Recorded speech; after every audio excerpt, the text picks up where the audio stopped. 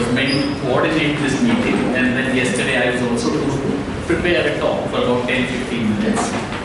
So I'm now performing my second role. Professor Thapar also has a double role today. She was our main speaker, and she is also going to figure prominently in the story that I'm going to tell you. I'm going to talk primarily about the 70s and 80s when I was a student at the Center for Historical Studies, and I would talk about the dominant practices of those times.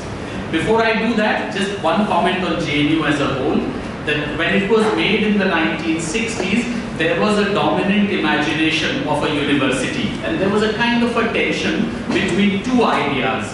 There was an older colonial idea of a university as a space where state plays a role, where excellence is nurtured, where best minds are trained who must go out and serve the social order. And the alternative idea which developed during the course of the national movement was that universities are meant to be societal spaces, socially inclusive, which should produce minds, not excellent robots, but they must produce socially sensitive thinking people who would go and connect with the society. And it was somehow imagined that you cannot be both. Either university can be a place of excellence, where excellence, Darwinian intellectual discrimination, the survival of the best is practiced, or these would be socially inclusive spaces. The notion was that you could have one or the other, but not both.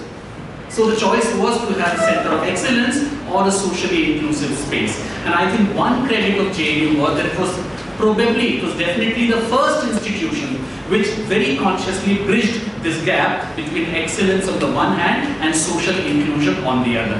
It practiced social inclusion at every level, and yet it maintained the best intellectual standards. So I think that is one major contribution at the level of nation and the society. I would now, in about 10 minutes, talk more about my experiences at the Center for Historical Studies.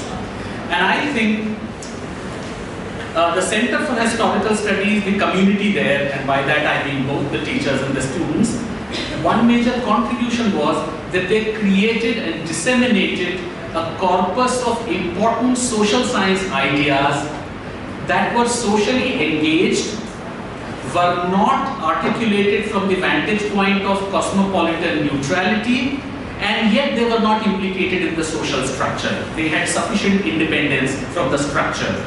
Socially engaged ideas about the society, but not really implicated in the society, because ideas implicated in the society do not have a transformative capacity. They are implicated. And I think here I want to make 3 points, 3 ways in which this practice was cultivated, nurtured, and practiced at the Center for Historical Studies. 1. CHS did bring about in the 70s a kind of what I would call a curricular revolution, a revolution in curriculum. That is, a revolution in the categories in terms of which knowledge was to be transacted and engaged with.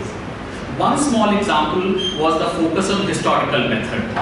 The belief, dominant belief at that time, this was the orthodoxy of the times, was that science had a method, history had a narrative. History was a narrative. History was taught in humanities, not even in social science departments. Now, of course, and CHS broke that.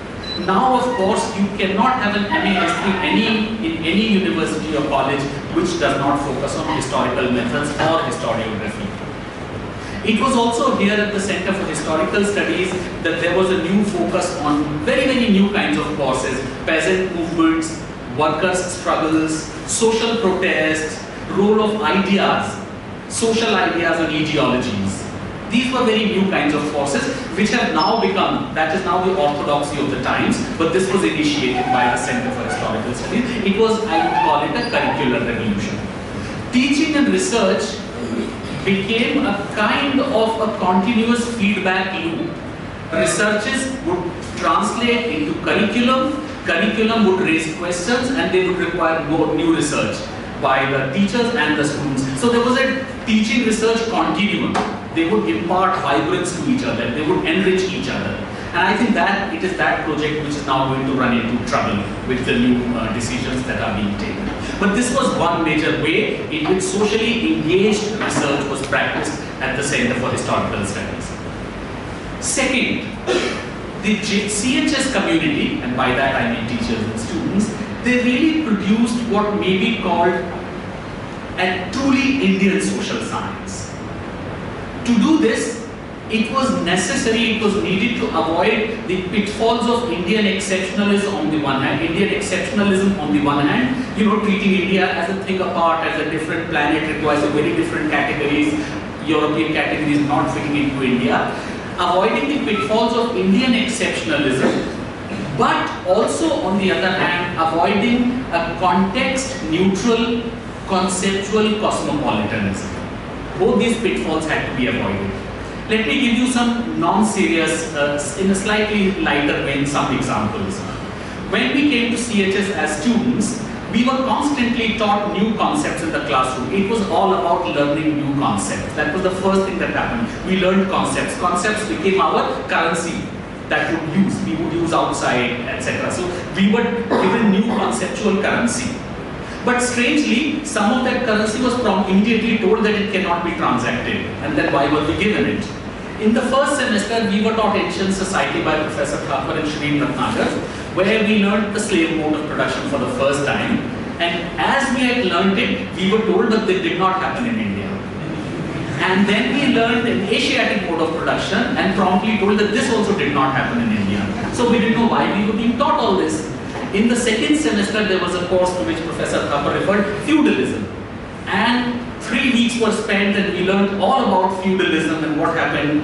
And then suddenly a bombshell was dropped by Professor Mukhia, he taught it. He said, but it did not happen in India. And so back to square one. And by now we were getting used to learning concepts and also being told that it did not happen in India. In the third semester, there was a course of the history of ideas taught by Professor Panekkar, and he gave us yet another concept, Renaissance. And we learned all about what happened in Italy, 14th, 16th century, and that also did not happen in India. That was the big idea. So we were constantly being used to new currencies, conceptual currencies, but we were being told that there are limits and they cannot be applied unthinkingly, non-analytically. The idea obviously was that as a potential social science scholars, we must have one foot in the world of social sciences, its conceptual category, its orientation, but the other foot must be absolutely firmly in the Indian social and historical realities. Indian social historical realities are not to be subordinated in any way to any kind of conceptual imperialism that might be there. But we must learn the concepts. We must not isolate India. We must not practice Indian exceptionalism. I think there was a method to this kind of teaching us concepts and also telling us that it did not happen in its pure form in India. Thirdly, and this is my last point, the teachers at the Center for Historical Studies, they played their role, they produced socially engaged, relevant knowledge by producing socially accountable and responsible social sciences, avoiding the Olympian heights of aloofness. It absolutely suits some of the scholars to live in the comfortable Olympian heights of aloofness, whereby you can insulate yourself from all that's happening, the muddy waters of the society. Let me give you 3 examples of this, very briefly. In the late 60s, 68, there was a pamphlet, this was before JNU was born. There was a pamphlet called Communalism and the Writings of Indian History. It was no coincidence that the 3 historians who wrote it all went on to join JNU, Romila Thapar for Ancient India, Harbans Mukhia for Medieval, and Bipin Chandra for Modern. Now the pamphlet sold in thousands, but what did the pamphlet say? It said that not all history writing is based on procedures of inquiry. Some of it can be based on prejudices and biases. Now such a history, it produces a very motivated, such a notion, biases, they produce very motivated and a distorted history. And when diffused and disseminated outside this distorted history, it can also contribute to social prejudices and communalism in the society. This was a note of warning. And the 3 historians, Romila Thapar, Harbans Mukhia, and Bipin Chandra, they thought it was their duty, it was social duty, to point this out to the society. The pamphlet was actually meant not just for the university community, it was meant for the larger world outside. 2, and this has to do with Bhagat Singh. Bhagat Singh now is an icon of progress and social transformation in a modern direction. Nobody questions it, nobody even doubts it. It's uncontentious. But he wasn't always known in these terms. Not much was known about Bhagat Singh. His portrait, there was a general myth. His portraits would hang along with Rana Pratap, Guru Gobind Singh, Shivaji and Savarkar in the party offices of Jan Sangh and RSS. That was the kind of image that Bhagat Singh had. Then one pamphlet changed it completely. This pamphlet was brought about by Bipan Chandra. It was a piece of writing by Bhagat Singh, Why I Am an Atheist, and there was a detailed introduction by Bipan Chandra, again not always only meant for university community, for the world outside.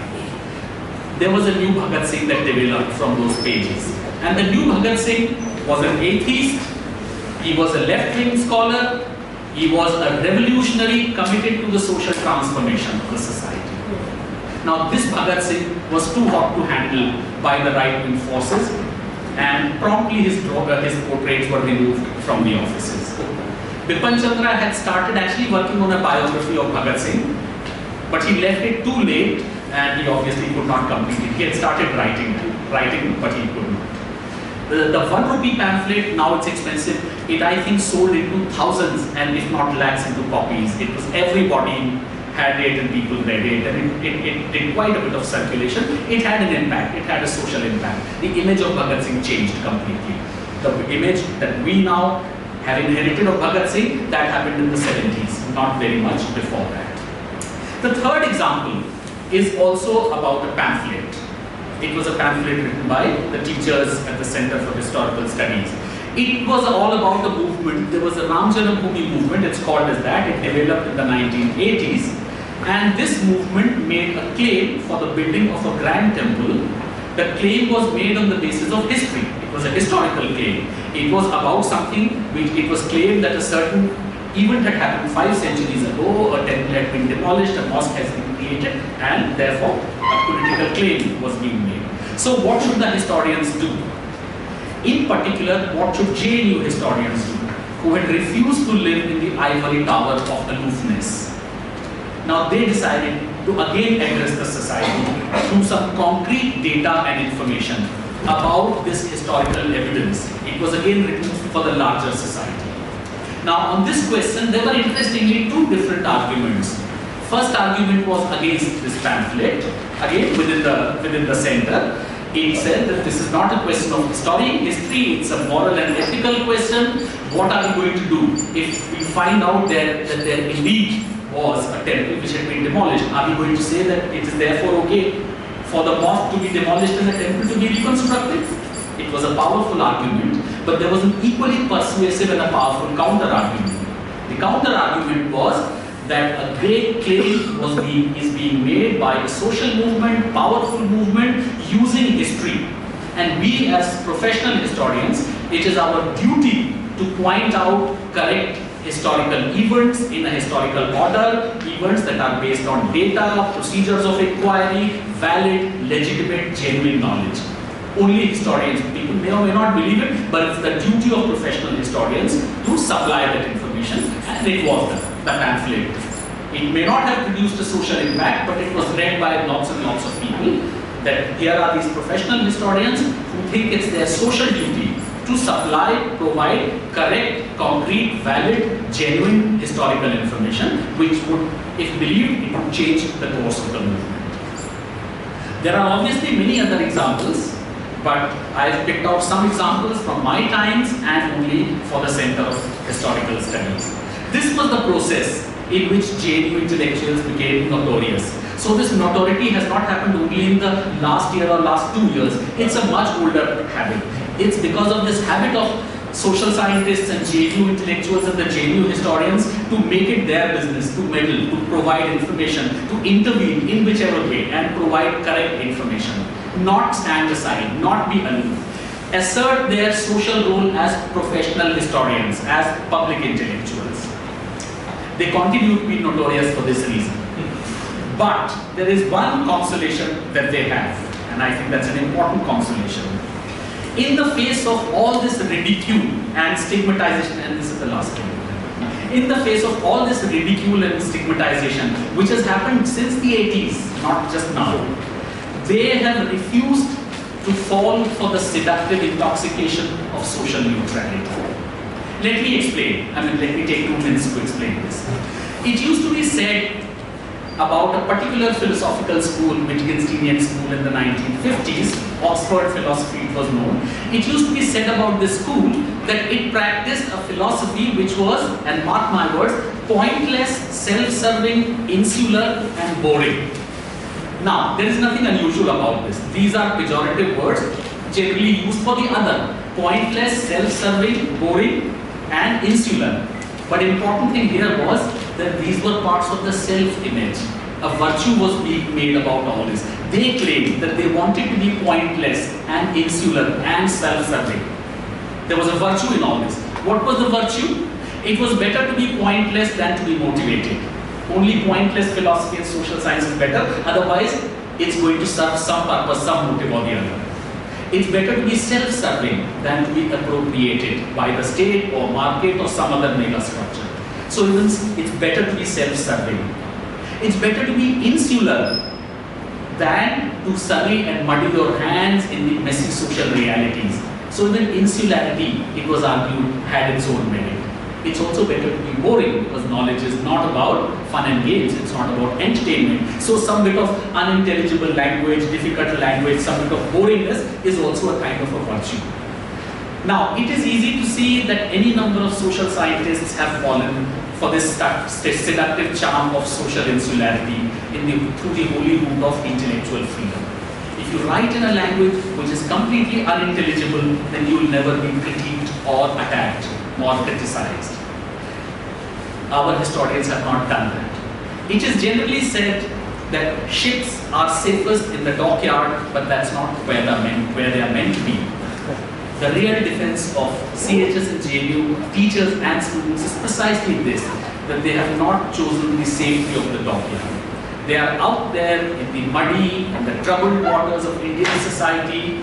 They are resisting all the challenges, but they are still doing their job, which is to bring the Indian society into a rational scrutiny by asserting certain procedures of inquiry, questioning assumptions, questioning stereotypes, creating valid knowledge, valid categories, so that Indian society, with all its complexity, all its intricacies, it remains intelligible for others, and that intelligibility has to be also transmitted and transacted to the society at large. That, I think, is the major contribution of the community at the Center for Historical Studies and also JNU.